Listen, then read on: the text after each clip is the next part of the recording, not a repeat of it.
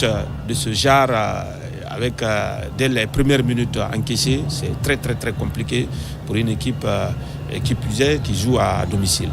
Ablaye Touré pour un partenaire, le Guinéen qui amène ce ballon avec Chekoumar Silla. Perte de balle, on va retrouver Antonio Amad. Sa surface de réparation, il va tenter de ressortir ce ballon excentré sur le côté droit pour retrouver Diego.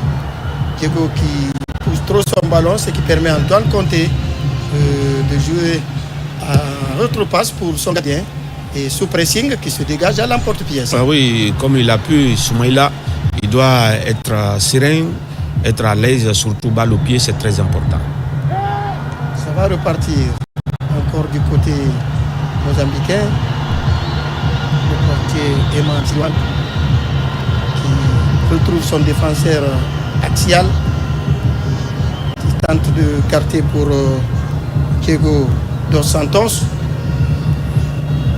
Santos pour un partenaire, il s'agit de Edmond dans leur propre moitié de terrain. Le ballon intercepté par Feliciano. On va jouer désormais à l'opposé, on retrouve l'entrejeu. Les Guinéens qui marquent bien leur territoire.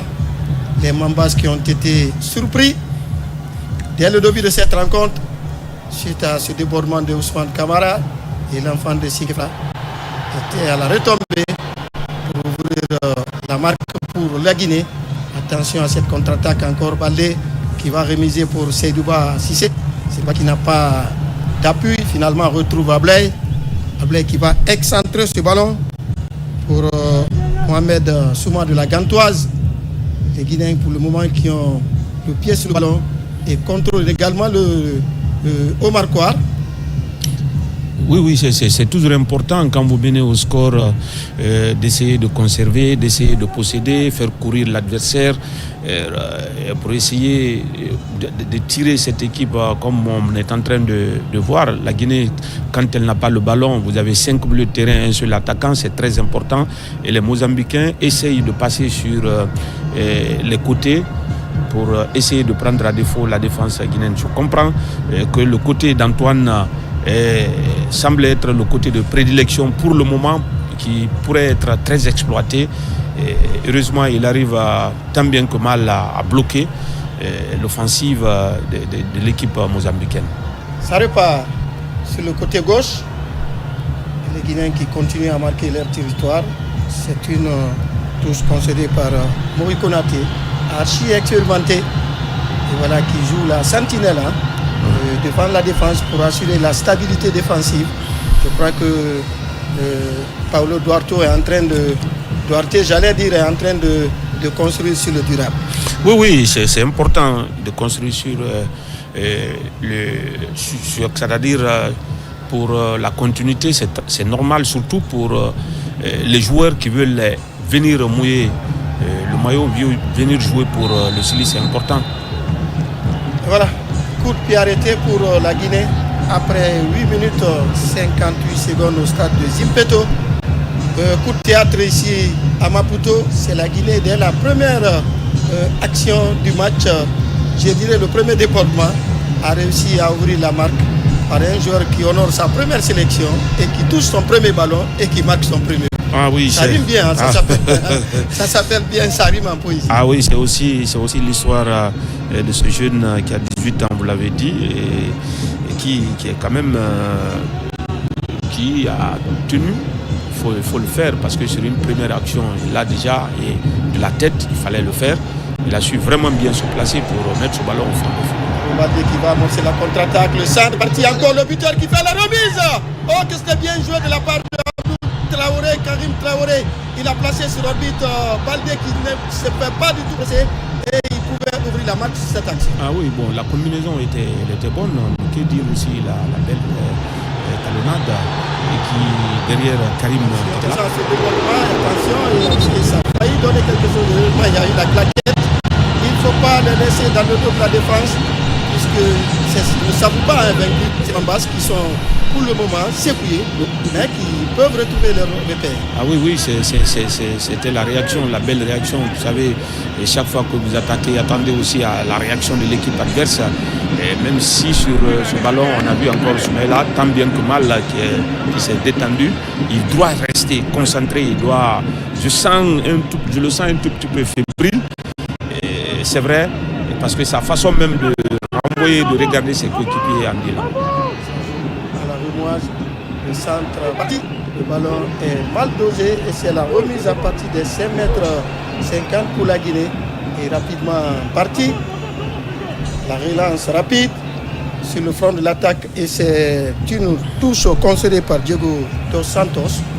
Je disais qu'il n'y a pas de sérénité dans la défense mozambicaine et c'est le moment de faire le break et pourquoi pas corser l'addition pour essayer de se mettre à l'abri. Et vous voyez l'entraîneur Condé Junior qui pour le moment n'est pas à la fête, il est inquiet puisque ce scénario n'était pas du tout envisagé. Ah oui, on ne peut pas l'envisager, pas du tout, surtout quand on joue à domicile aussi. L'équipe qu'on a battue à l'aller en déplacement, il faut le rappeler, le Mozambique avait gagné au match aller, c'était un but, le but était marqué dans les derniers instants du match sur penalty. Et ce jour, c'est Zeni Katamo qui avait marqué ce penalty. Et là, déjà à la première minute du match, vous encaissez, ça devient compliqué. Et là, il faut courir et les Guinéens, pour l'instant, sont très à l'aise dans cette partie. Ablaye pour un partenaire à la lisière de la surface de réparation et l'arbitre estime que Abdul Karim Traoré s'est appuyé sur son vis-à-vis. Et voilà, Paulo Duarte, il n'est pas tout content. Il n'est pas d'accord avec la décision de l'arbitre. Ah oui, mais bon, sauf que l'arbitre, moi je pense qu'il était très bien placé. Il n'était pas loin de cette action.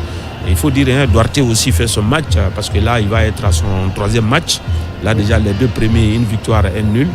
C'est important. Et vous savez, les victoires sont très importantes. Ça va lui permettre non seulement d'avoir l'aura aussi, de marquer son territoire. Et puis avec une solidité défensive remarquable. Oui, justement.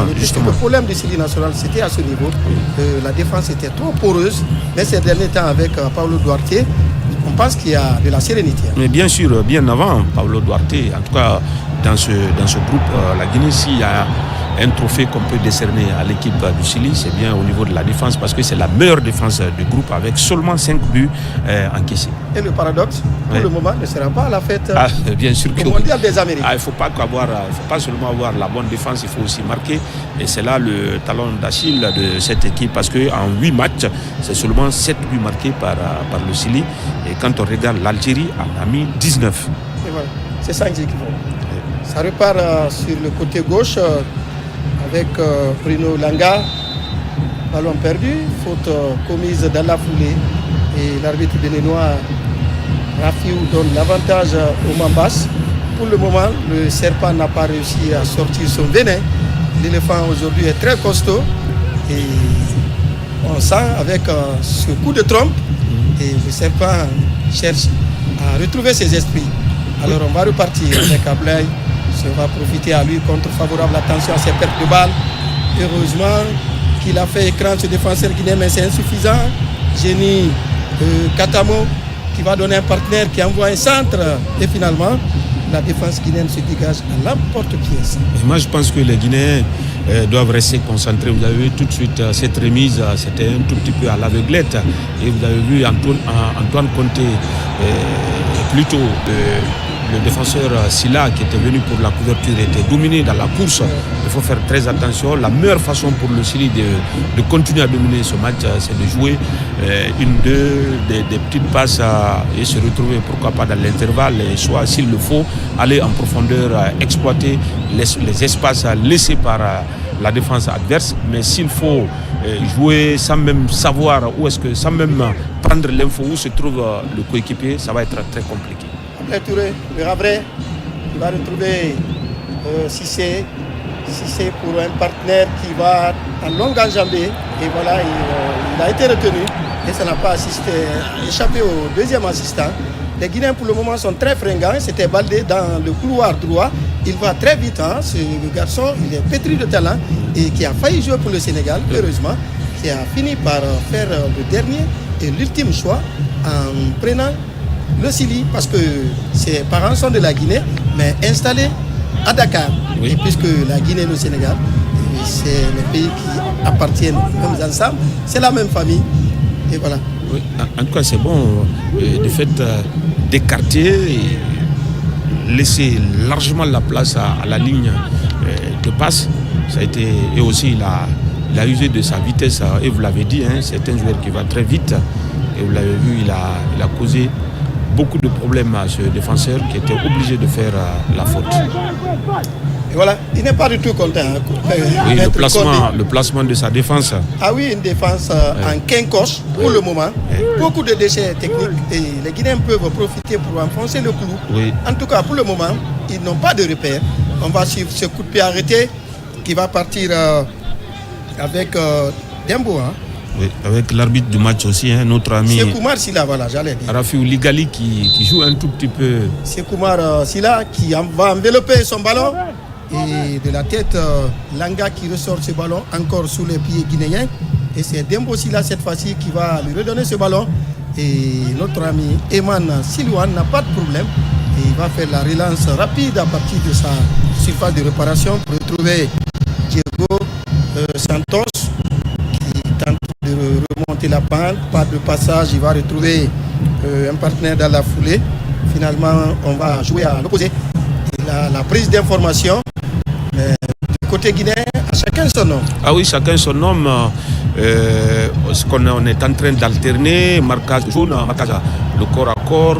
Et on est en train de voir aussi Ousmane Camara, les deux excentrés qui empêchent les premières sorties de balles. Parce j'ai l'impression que les Mozambicains veulent exploiter les côtés et là les sorties de balles sont difficiles, obligés de passer à l'intérieur. Attention à ces fantaisies. C'est ce que je disais tout de suite. Touré, il est partout sur le terrain et nulle part. Oui. Souvent taxé d'indiscipline et tactique. Coup de pied encore arrêté. Oui. Le jeu aussi du Syli par moment est un tout petit peu brouillon parce que là, parfois, même quand on est seul, on veut faire. Bon, moi je me demande, il y a l'adversaire, c'est-à-dire que le partenaire le plus près, passer lui le ballon que de se compliquer la tâche. Le football est aussi simple. Oui. Mesdames et messieurs, 17 minutes déjà écoulées. La Guinée qui mène 1-0 au stade national de Zimpeto du côté de Maputo pour la 9e journée des éliminatoires. Et le 14 octobre, Syli va jouer la 10e et dernière journée. Et après, on va faire le bilan et tirer les leçons. Pour le moment, on est en train de regretter le passé. Oui. Parce que cette poule était vraiment à notre portée. Oui, c'était à notre portée, ce que je disais. Et tout avait bien commencé pour le Syli. Honnêtement, la première journée, ensuite victoire contre l'Algérie. Et c'est avant le match contre le Mozambique que tout a commencé. Les misères du Syli ont commencé. Le coup franc parti. Attention, but, égalisation. Ah, il n'a rien compris. Soumaïla Silla, on se rappelle encore au mois de mars, c'était lui le gardien de but du côté d'Ouganda.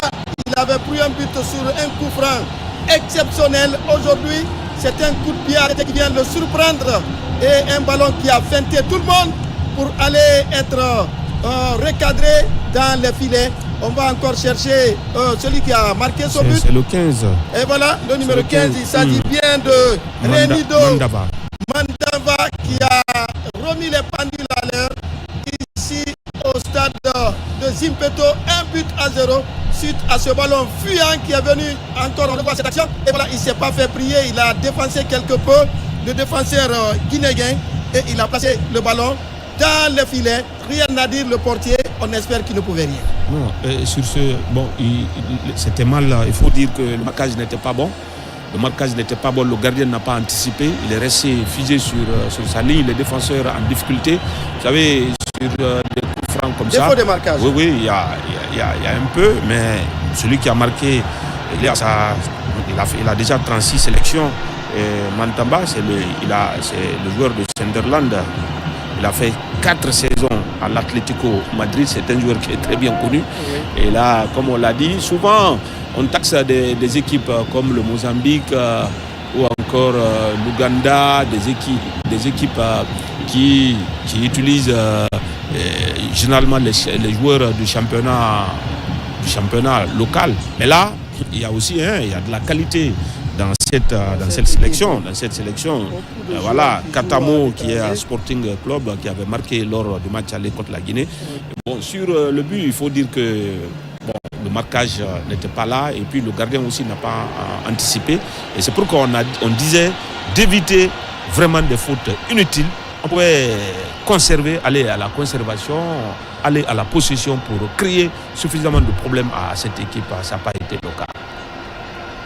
20 minutes déjà écoulées, un but partout et tout est à faire pour les deux formations. Encore pour le Sili national.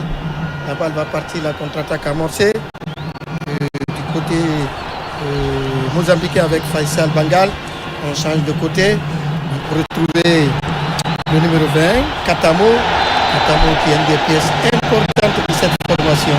Et voilà, c'est un coup de pied arrêté. Oui, l'équipe mozambicaine se sent pousser des ailes là. Désormais, elle va jouer tous les coups à fond. Et vous avez vu le joueur, il a senti tout de suite que Ousmane était derrière Diogo dos Santos qui a senti. Il a juste mis son corps en opposition. Et là, c'est pour amener les joueurs à multiplier des fautes. Et on le sait, quand vous multipliez des fautes, c'est des cartons qui vont donc intervenir. Et si vous avez un carton dans un match comme tel, vous êtes diminué. Ça repart sur le côté gauche, en passement de jambes. Attention, le ballon centré, il n'y a pas de communication entre le portier et Antoine Conté. Et finalement, on a considéré le corner. Mais le gardien n'anticipe rien. Il n'anticipe rien. C'est comme si c'était un gardien qui est en manque de confiance. Et on est en train de voir, ça fait la troisième fois. Ça, c'est sa surface de but. Il doit commander tout le monde. Oui, justement. Parce qu'il a une vue panoramique du terrain, de tout le monde, de la position. Mais si le portier ne communique pas, ça devient compliqué pour ses coéquipiers. Le ballon encore reparti. Alors désormais, on est en train de frémir parce que à partir de la 21e minute, l'adversaire est en train de montrer un tout autre visage. Oui, il faut aussi dire aussi que Mohamed Souma, les deux défenseurs centraux, je pense que c'est leur première association. Et pourquoi pas, tout ça là aussi fait aussi qu'il y a un manque, on va dire, d'automatisme. Ça aurait été. Aujourd'hui n'est pas là, il est blessé. Voilà. Siaga Silla également qui manque cette défense. Kassela Etienne. On va faire avec la contre-attaque amorcée. Le ballon encore perdu du côté guinéen. Il va repartir Katamo. Désormais sur le côté droit, il est inarrêtable et finalement, heureusement, Traoré était revenu pour prêter main forte à la défense guinéenne qui est mise à rude épreuve. Ah oui, bonne défense. L'attaquant qui a marqué, qui est resté à l'intérieur, poussant le joueur sur le côté. Et ça, c'est bien défendu.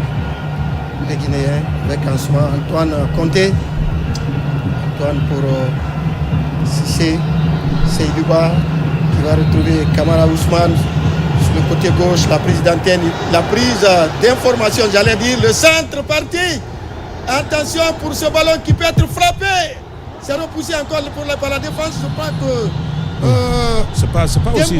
C'était pas du tout mal joué. Oui, c'était pas mal joué, mais sauf que des actions comme ça, ce n'est pas que par la force. Ce n'est pas que par la force. À partir du moment, à partir du moment il s'est bien calmé, à partir du moment qu'il s'est bien calmé, c'est de chercher, c'est faire, c'est là, c'est un tir placé qui a lieu que de tirer avec toutes ses forces. Ça fait la deuxième fois. Il y a une précédente action où on était presque dans la même zone, mais on reprend les mêmes et on recommence. Quand on est dans une telle situation, parfois il faut aller avec la finesse que par la force. Ça repart avec Diego, qui est désormais épaulé par Katamo sur ce couloir droit. Le buteur, Reynaldo, qui va envoyer une balle en profondeur. Et Ismaïla Silla qui commence à comprendre la lecture du jeu. Il faut aider les défenseurs. Il faut les aider. Oui. Ça repart pour les Guinéens avec Mori Konaté, qui retrouve Antoine qui demande du soutien. Il va s'appuyer sur Ablay. Ça ne progresse pas. On est sur place. Le 1-2 n'est pas du tout rapide. Ablay qui va va changer de côté. Appel de balle et finalement carrément à l'adversaire. La réplique du côté mozambicain.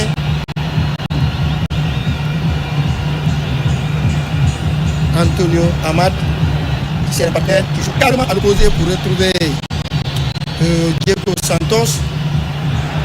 Là également, le Inde n'a pas donné et Traoré était trop court sur ce ballon aérien. Encore une balle en profondeur, le contrôle presque parfait. Il va tenter de récupérer ce ballon. Il s'agit bien de Kembo. Kembo qui retrouve Katamo dans la surface de réparation. Le centre va partir et c'est un corner. Oui, les Mozambicains qui ont pris le goût de sauter les lignes et d'aller sur les côtés. Et on sent que chaque fois qu'on met le ballon en profondeur, quand on exploite la profondeur, l'équipe a du mal, l'équipe guinéenne a du mal à riposter. Et là, il faut trouver des solutions et surtout rester concentré, c'est important. Le corner décomposé, Lennox. Le tir surpuissant qui passe au-dessus de la transversale de Bruno Langa, c'était pas